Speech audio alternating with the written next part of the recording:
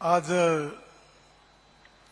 दादांना श्रद्धांजली अर्पण करण्याची वेळ येईल असं स्वप्नात देखील कधी वाटलं नव्हतं. जो माणूस जन्माला येतो त्याचा मृत्यू अटळ आहे, हा यावतचंद्र दिवाकरू असा नियम आहे. पण एखाद्या व्यक्ती जीवनात जगला किती यापेक्षा जीवन जगला कसा हे जास्त महत्वाचं आहे. दादांचं जीवन मला जवळून पाहण्याची संधी मिळाली. ते सगळ्यात पहिल्यांदा जेव्हा आमदार झाले आणि त्यानंतर ऊर्जा राज्यमंत्री झाले तेव्हापासून त्यावेळी महाराष्ट्राच्या विधानमंडळामध्ये मी होतो आणि त्यांची आणि माझी अतिशय घनिष्ठ मैत्री झाली. ती मैत्री नंतर राजकारणाच्या पलीकडे होती. नियमितपणे दिल्लीला जेव्हा दादा यायचे नेहमी माझ्या घरी यायचे.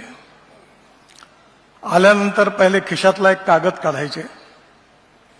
त्यांचं व्यक्तिमत्व अतिशय प्रोफेशनल होतं. ॲडमिनिस्ट्रेटिव्ह ॲबिलिटी जशी होती तशी डिसिजन मेकिंग कॅपॅसिटी पण होती, विकासाची दृष्टी पण होती आणि कठोर निर्णय घेण्याची हिंमत पण होती. लोकाभिमुखता होती आणि योग्य सत्य असेल तर सत्य म्हणण्याची ताकद पण होती. आणि त्यामुळे अनेक वेळा तेव्हा जे विषय निघायचे, पालखी मार्ग बांधत असताना अडचणी यायच्या, प्रत्येक छोट्या छोट्या गावातले प्रश्न ते लिहून आणायचे आणि सगळे प्रश्न ते सोडवून द्यायचे. मला ते म्हणाले की पुण्याकरता तुम्ही काहीतरी करा. त्यांच्या आणि देवेंद्रजीच्या आग्रहाखातर पुण्याकरता 3 मजली उड्डाण पुलाची 50,000 कोटीची एक योजना तयार केली. ती मंजूर झाली आणि मी त्यांना फोन केला की महानगरपालिकेची निवडणूक झाली की तुम्ही आणि देवेंद्रजी मिळून आपण भूमिपूजनाचा कार्यक्रम घेऊ. तो त्यांचा माझा शेवटचा फोन होता. खरं म्हणजे त्यांचा अकाली जाणं हा सगळ्यांवरच फार मोठा आघात आहे, पण महाराष्ट्रावर देखील आघात आहे.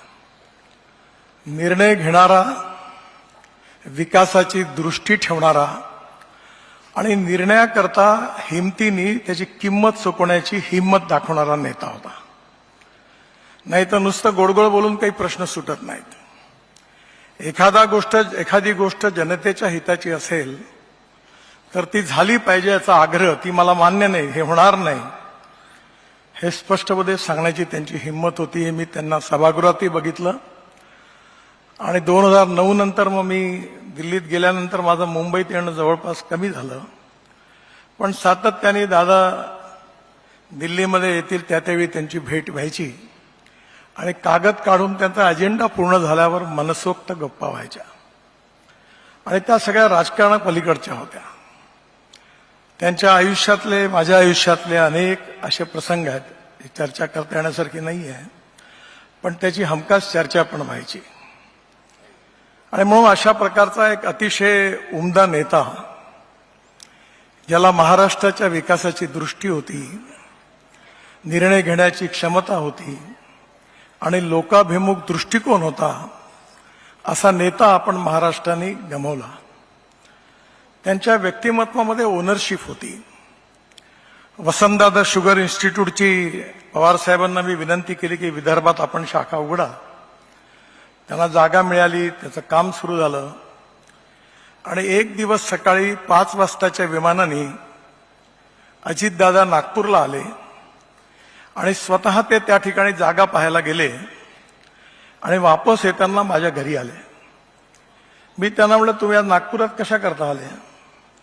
तर ते म्हणाले, मी केवळ या वसंतदादा शुगर इन्स्टिट्यूटची जागा कशी आहे, त्याचं काम कसं होणार ते बघण्याकरता आलो.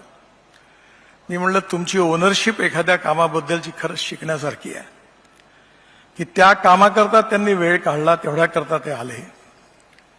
गमतीने मी त्यांना म्हटलं की राजकारणात बोटांनी मलम लावणाऱ्या नेत्यांची काही कमी नाही आहे, पण तुम्ही ओनरशिप घेऊन काम करता हे तुमच्याकरता महत्वाची गोष्ट आहे.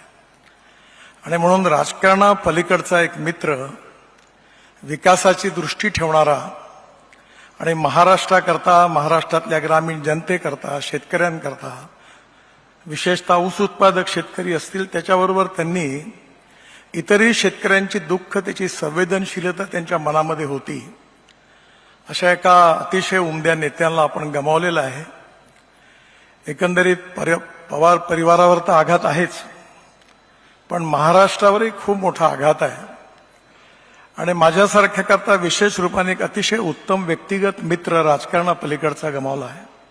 त्याचंही खूप दुःख आहे आणि हे दुःख खूप मोठं आहे. पण शेवटी मृत्यू अटळ असल्यामुळे आज ते जरी आपल्यात नसले तरी त्यांचे विचार, त्यांचे निर्णय, त्यांची व्हिजन, त्यांचा दृष्टिकोन आपल्यामध्ये आहे. तो घेऊन आपण ती कामं जर पूर्ण केली तर नक्कीच त्यांच्या आत्म्याला शांती मिळेल. मी पवार परिवाराला हे दुःख सहन करण्याची शक्ती परमेश्वराने द्यावी अशी ईश्वरचरणी प्रार्थना करतो. दादांना श्रद्धांजली वाहतो आणि माझं बोलणं संपवतो. धन्यवाद.